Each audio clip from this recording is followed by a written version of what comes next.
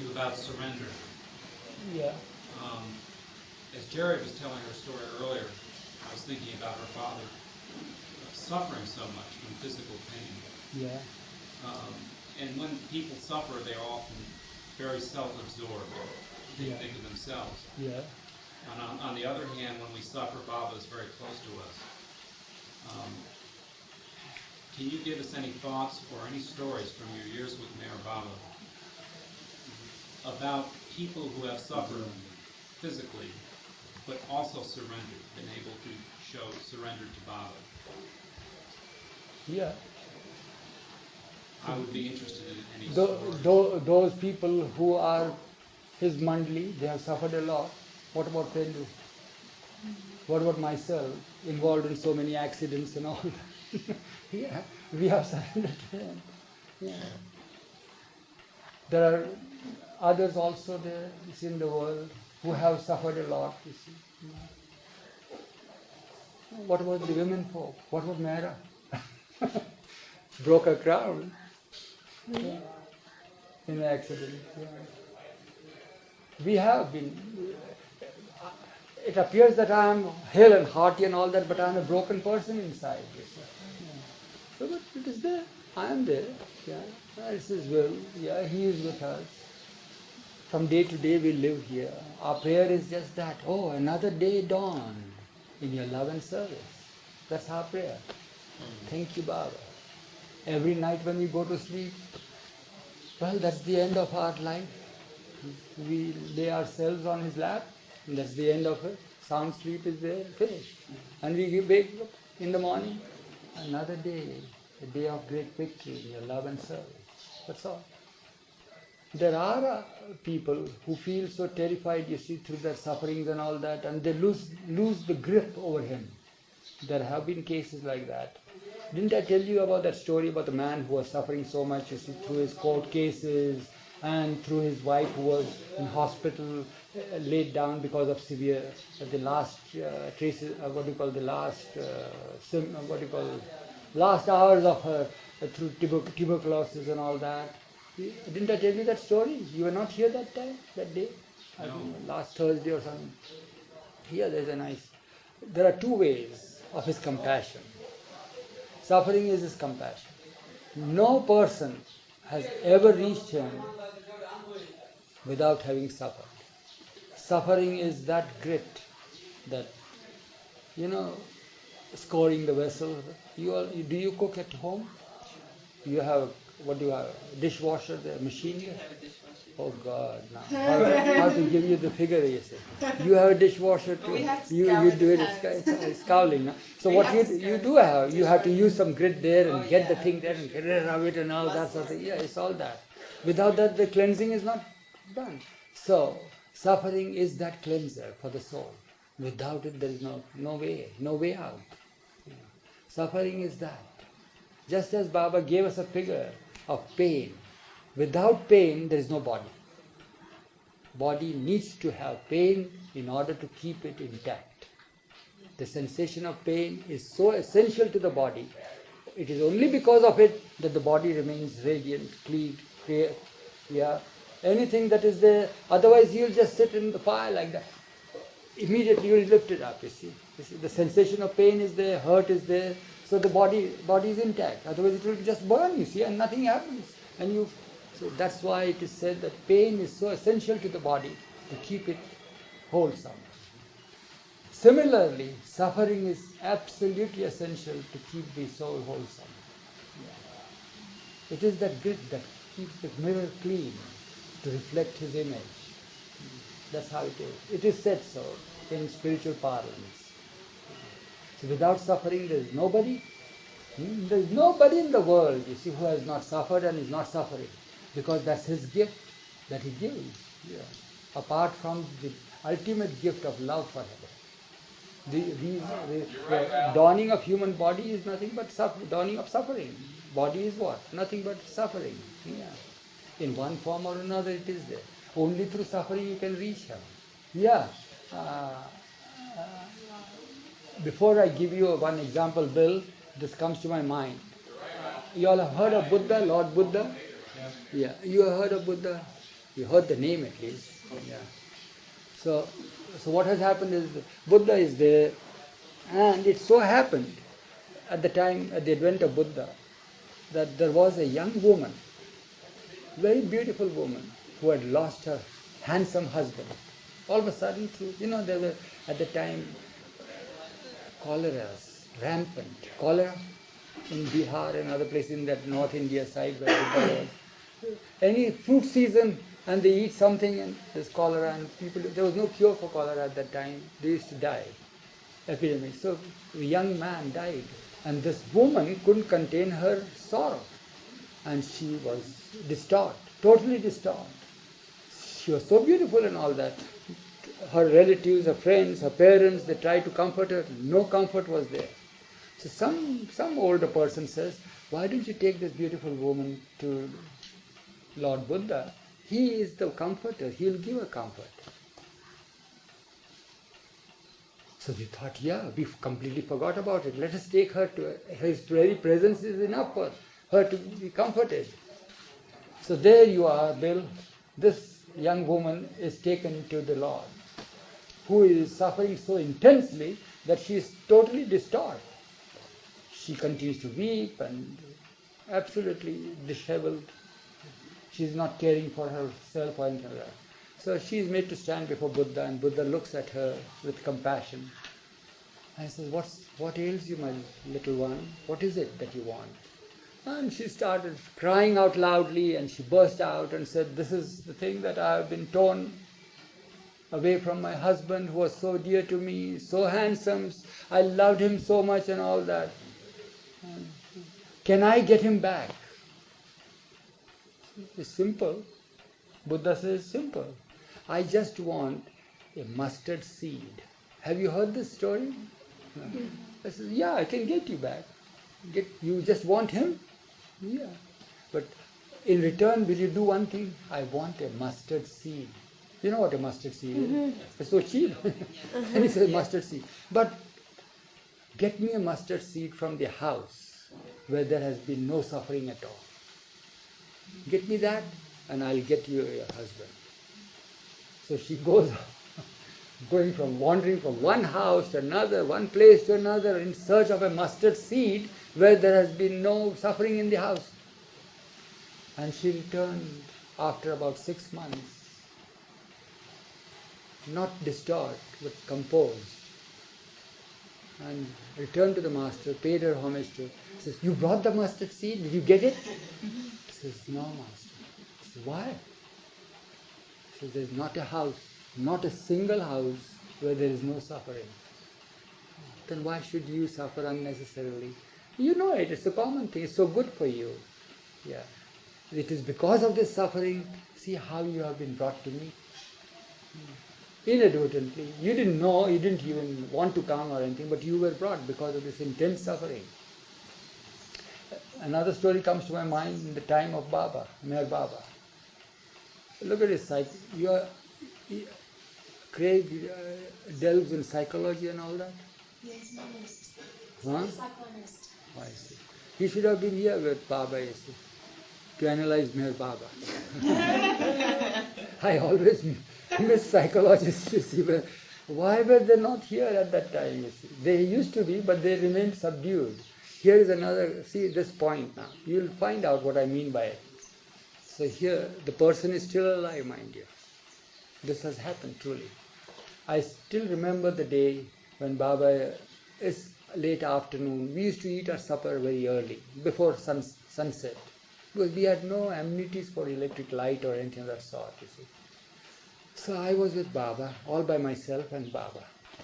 Somebody has to be near him, because of his silence and all that. And other Mandli had gone for their supper. And I was sitting by his side, chatting. He in silence, my replying him and all that. All of a sudden, the posh car comes and stops abruptly at the gate of the cottage where Baba was. And alighting from that comes out a very dignified lady, but totally sad. And she comes, she walks inside, falls prostrate before Baba. Some total stranger. And Baba is not here, but some other place. It's in Dehradun this happened, North India.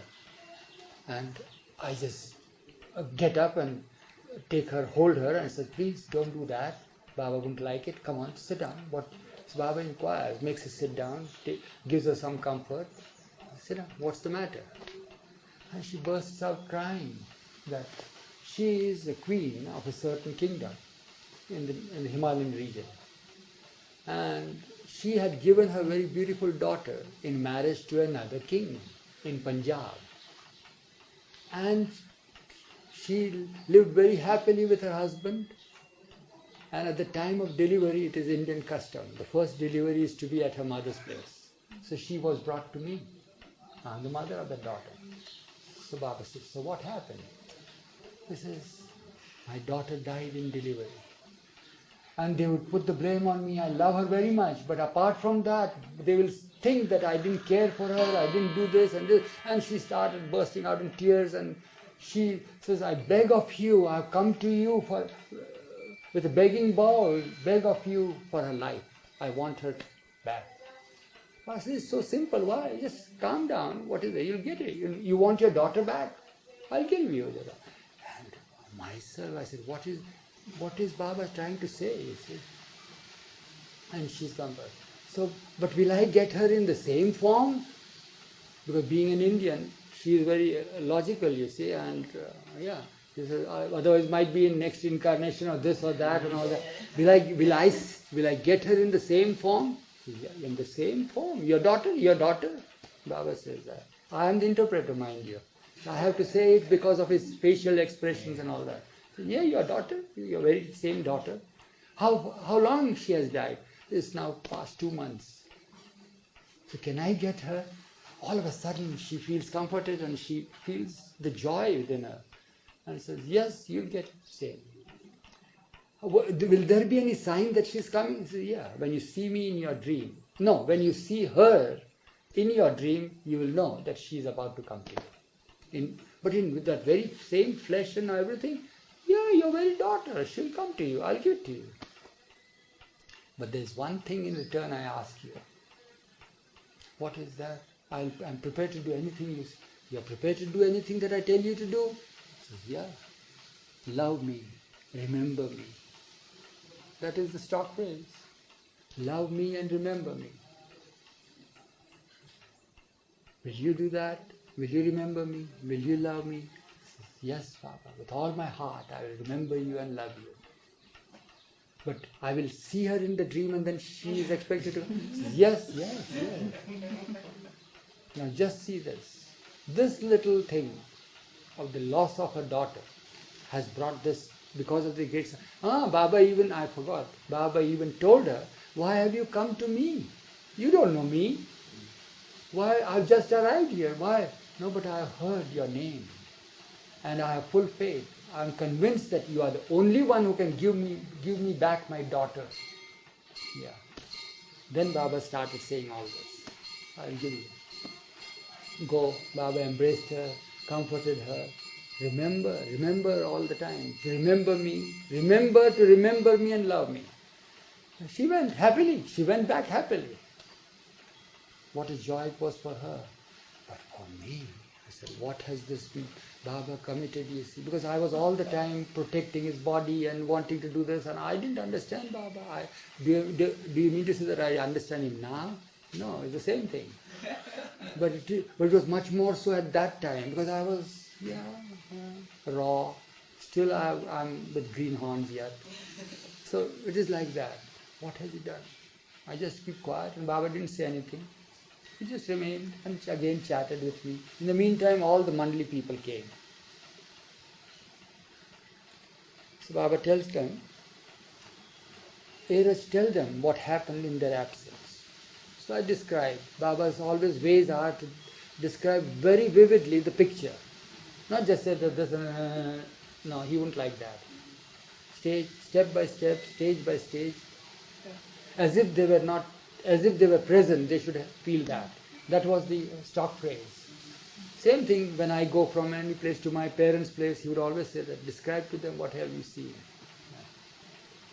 So now, when they came, I told them the whole thing. And to them, Baba says that this fellow, means pointing to me, he doesn't believe that I can give her back the daughter. So I just keep quiet, and as usual, the older people will just pounce upon me and says, why do you always disbelieve whatever he tells you? Why should you not believe what he says? Is it impossible for him to get the daughter back? Don't you realize what has happened in the past events and all? I said, yes, I understand all these things. Yeah, I know. But I didn't say that that he cannot do it, but it's not like Baba, he would do it. Because Baba has told us that I have not come to raise the dead, but I have come to make people dead to illusion or something like that. Something I forget now, he's saying so many sayings are there. So, no, but you always are there, you don't believe what he says, and Baba also incites them, you see. And then there's a lot of argument and debate going on amongst us. And then, in the argument and debate there, Baba himself allays their misconception and my misconception. He says, what is the meaning of my giving her? She came so distraught, you saw what he said, you saw what he said. That's how the figure was, totally distraught, and she cried and wept and all that. Why? Because she missed her daughter. Because she wants her daughter back because she misses her. And when will it be that she won't miss her and she will accept it as if it is so? When she forgets about her, isn't it? This is how Baba is now trying to draw the conclusion, you see, and put an end to our debate that day. So, we'll see what time tells you. You'll know what happens. And sure enough, what happens? This little episode made her come almost every alternate to Baba. She'd sit there, and Baba would be, as usual, not even broaching the subject of her daughter or anything else. He would give us these talks, you see, informal things which have become discourses and messages. Day after day, month after month, Baba left after 2 months Dehradun. Then he went to different places, and there Baba held Sahwas programs or darshan programs. Every time that woman would be there, and Baba would call her and make her sit near him and all that. And says, are you remembering me? Are you loving me? He says, yes, Baba. Have you seen her in the dream yet? No, Baba. Don't forget to love me and remember me. And so forth. Remember that it shall come. And I still remember that day. There was a day, a program was there, crowd was there, and there was singing going on. And Baba had given nice discourses and all that, and the atmosphere was charged with his love. And then the singing program started, which sang about the complaints complaining to Baba. It means the beloved is the target of all his lovers, you see. So that is how the music goes on in India, complaining of the complaint against the beloved. And then the beloved replies, and this and that, and goes on. And Baba stops the music all of a sudden. She is sitting by her side. And she is very close to Baba's knees. And he says, I am so happy today. Ask anything and I'll give you. Do you want your daughter or do you want me? And she puts her head on his lap. He says, I want nothing. I want you. Oh, that is all. I'm very happy. So I think it was about 6 years after that episode. So Baba then looked at us quietly. That's all. I want nothing. I want you. Yeah. What is all this after all? This loss and this suffering and all this, it has its purpose to bring you closer and closer to Him. In one form or another form. Yeah. It is like that. Now take the other side. This is what I was wanting to tell Bill. He's waiting for that. What had happened is this. Now take the other side about his compassion while you are suffering. This is also a different kind of compassion while you're suffering, because He allows you to suffer to bring you to Him. Here is another aspect of the suffering. Here is a person, a family man, with whom the whole family had come so close to Baba. that Baba had even a pet name for that man. His name was Harishchandra, and Baba had named him as Harish, Hariya. And here, all the family were there, and all they would come and we would go there. They would be inviting us for lunch, and Baba and us, and all that, and so forth and so on. Fine. It was wonderful. The family getting closer to Baba. Nice. Every time whenever there is an opportunity to see Baba, the family would come, even from long distances, because he was a very well-off person. He was a great contractor, building contractor. Now what happened, as years rolled by, there were periods when Baba wouldn't want to see anybody. Even the closest ones were not allowed to see. Only those who lived with him were permitted to be by his side. So, you were here when I was saying that story? No. Oh, so that's good then.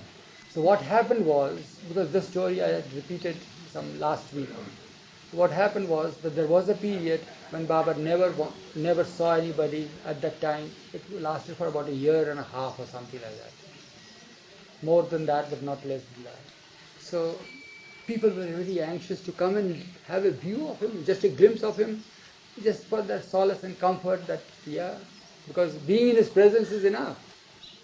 But no, Baba had passed orders, circulars were sent out, nobody should disturb him, nobody even should try to see him from a distance, and so forth. So one day, while he was in that mood or in that phase of his work, he was walking past by, and he went to another house. He was in seclusion doing his universal work, and Aloba, who gives tea, so he was holding the umbrella and leading Baba to the house where we were expecting him to come. Every day that would be the thing, from his place to that place of work. So he has come. While he is returning, after leaving Baba to the cottage, he sees the man standing there. He's surprised, he's shocked to see him come from 1200 miles. He says, Hariya, why did you come here? Just for a glimpse of Baba. Because you know how many months have passed by, I haven't seen him, and I feel so much drawn to him. I just want a glimpse of him. I pay my respect and go away. I want his love, that's all. He says, no, you are not permitted to see. He says, please tell me, where is he? I can't give you the name of the place. You please go away. Don't ask for him. You know, Baba is so strict. Did you not receive the circular? He says, yeah, but what happened? The absence is so great, I have to come. Will he pass by tomorrow also for this way? So Aloba could not say no and could not say yes. He says, if you want to stand here, you can stand here. I don't want to say anything about it and all that. Then he left the place. This man remained standing. The next day also came, and Baba is being conducted there. Next morning he came and stood there. While he is going there, Baba turned his eyes and said, how come you are here? Baba expresses surprise. And the man says, Baba, from a distance I wanted to pay my homage to you. I just wanted to have a look at you. And so Baba says, all right, come close. Baba embraced him. He said, now you have met me, now you go. No, but Baba, I want your blessings. But you wanted to see me only, no? Now this is not the time for blessings or anything else. But Baba, I'm suffering so much. My suffering is so intense now, I cannot bear. I cannot bear. I have got 6 court cases on me, which implies that I might be behind the bars, out of my business, and at the same time that, and liabilities are there and all that. 6 court cases. Without your blessings it's impossible. And now you cannot contain it. And my wife is in hospital, and she is very serious. It's critical stage is there. She has tuberculosis and all, and I want your blessings for her too. And my daughter is to get married now, and blessing. And by each time he says that I want your blessing, and he looks at Aloba and says, he came for love, he came just to see me, and here it is. So that's how it was. Baba says, this is not the time. My nazar is on you. You go back happily. Everything will resolve itself. Have courage, have patience, everything. No, but I want your blessings. I can't give my blessings. You have to go back. Being satisfied that I told you that my nazar means my sight is there, everything will be all right. You just take. No, but I know. If just a blessing from you means it will eradicate everything from us. Yeah, it will eradicate everything. So then Baba bends down and petitions to him. He bows down to him 101 times. He's, Really? Yeah, on his feet. It's my, by the way, main road. There are vehicles coming and they're bypassing. You see, all this is happening there. And he's there. And he, after 50 times that he has bowed down, he looks at him and says, I tell you, don't ask for blessings. I petition to you, I plead to you, don't ask for, because it will be like, either have my blessings or have me. You follow? He wants blessings to alleviate his suffering. And what you want my blessings or me?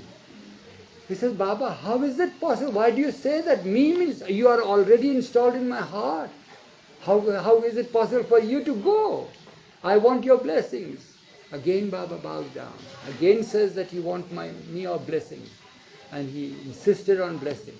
Because he was so adamant that he is happily installed in the heart. How can Baba go away from me and all that? Baba gets up, so I bless you. God. Since that day we haven't seen him. He has died, but we haven't seen him. He flourished a lot. What happened, his daughter did come. Happily married, wife had come here. In this very hall they came. After 12 years they came.